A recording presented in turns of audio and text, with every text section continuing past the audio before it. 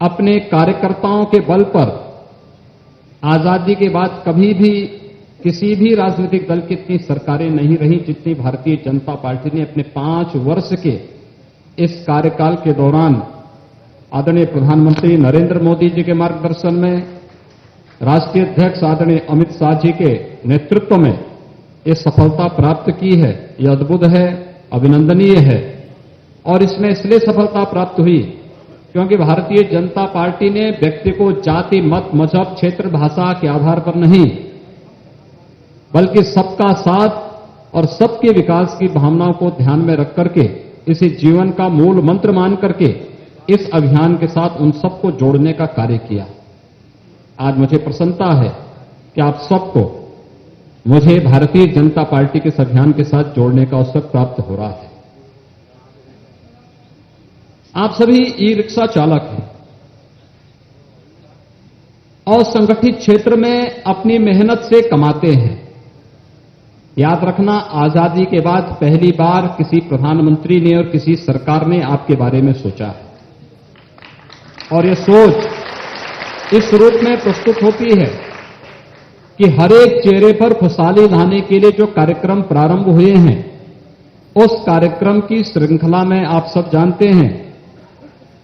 कि फरवरी में प्रधानमंत्री मोदी जी ने देश के 9.5 करोड़ किसानों के लिए एक पेंशन की स्कीम प्रधानमंत्री किसान सम्मान निधि लागू की थी और अब असंगठित क्षेत्र के लोगों के लिए भी उन्होंने पहले एक योजना लागू की, प्रधानमंत्री श्रमयोगी मानधन योजना, जिसमें आप जैसे रिक्शा चालक भी एक निश्चित धनराशि अगर 18 से 40 वर्ष के बीच में जमा करते हैं,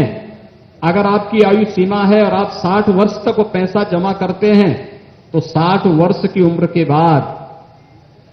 हर उस व्यक्ति को हर महीने 3,000 रुपए की पेंशन की सुविधा प्रधानमंत्री श्रमयोगी मानधन योजना के अंतर्गत मिलनी प्रारंभ हो जाएगी।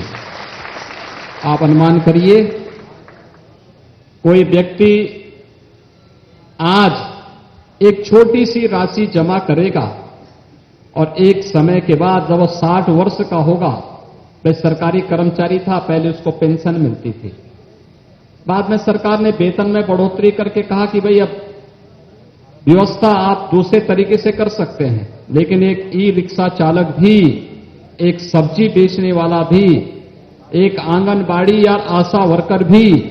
आज इस बात को तय कर सकता है कि एक पूंजी वह भी अगर निश्चित उसमें जमा करता रहेगा तो 60 वर्ष की उम्र के बाद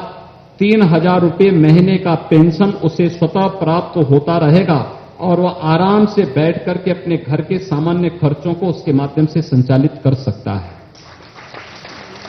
साथ ही साथ एक नया कार्यक्रम, जितने भी ऐसे लोग हैं जिन लोगों के पास अपनी कोई निश्चित आय नहीं है, अनसर्टेन है, उनको किसी योजना के साथ जोड़ना।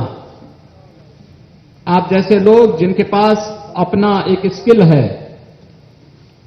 जिन लोगों के माध्यम से, जो लोग, कोई ड्राइवर है, कोई उसका मैकेनिक है, कोई उस क्षेत्र में किसी न किसी क्षेत्र में कार्य कर रहा है, तो उसके लिए भी व्यवस्था बनाई गई कि प्रधानमंत्री